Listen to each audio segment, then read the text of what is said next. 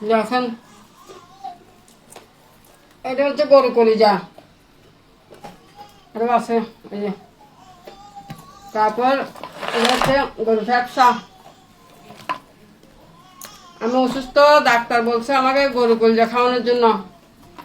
গরু কলিজা খেলে আমার শরীরে এনার্জি হবে, শক্তি হবে, সেই জন্য ফ্রেন্ডকে বলছি যে আমার নাকি গরু কলিজা খাইলে শরীর ভালো হবে।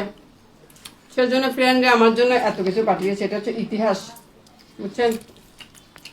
বলছে তুই কাঁচা খা না রান্না করে খা, সেটা তোর ব্যাপার, কিন্তু তুই সুস্থ হবি, এটা হলো কথা। তোকে সুস্থ হতে হবে। তুই যদি সুস্থ না হস, মানুষের গালি শুনবি কিভাবে?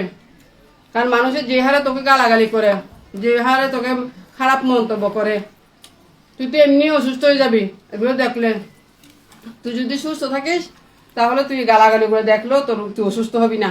অন্তত তোর মনে, তোর শরীরে এনার্জি থাকবে, তোর মনে এনার্জি থাকবে। সেজন্য বন্ধু আমাকে এগুলো পাঠাইছে, বলছে যে সবসময় এগুলো খাবি, আর এগুলো খাওয়া শেষ হলে আমাকে আবার ফোন দিবি। তুই খাবি, শরীরে এনার্জি করবি, আর মানুষের গালাগালিগুলো শুনবি, শুনে শুনে তুই এনার্জিগুলা ব্যয় করবি। এখন আমি বলছি, আমার বন্ধু শুনবে জানি।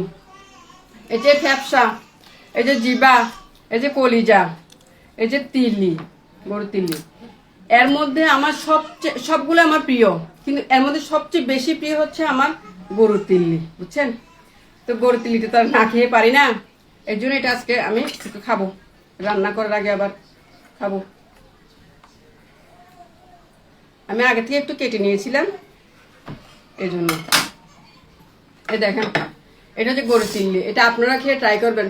আপনার গরু মাংস বলেন, কলিজা বলেন, ফ্যাপসা বলেন, সব কিছুর থেকে আপনার এই তিল্লিটা আপনি বেশি মজা পাবেন। সবচেয়ে মজা আপনার এই তিল্লিটা, বুঝছেন। এই তিল্লিটা খাবেন, এই যে আমার মতো তেঁতুল আর মরিচের গুঁড়ো নিয়ে নেবেন একসাথে, আরো মজা হবে।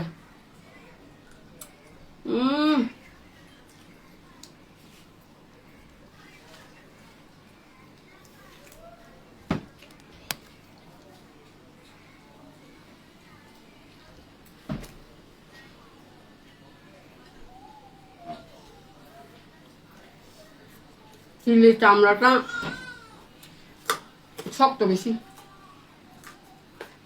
এটা ছিঁড়ে খাওয়া যাবে না, এটা একসাথে খেতে হবে।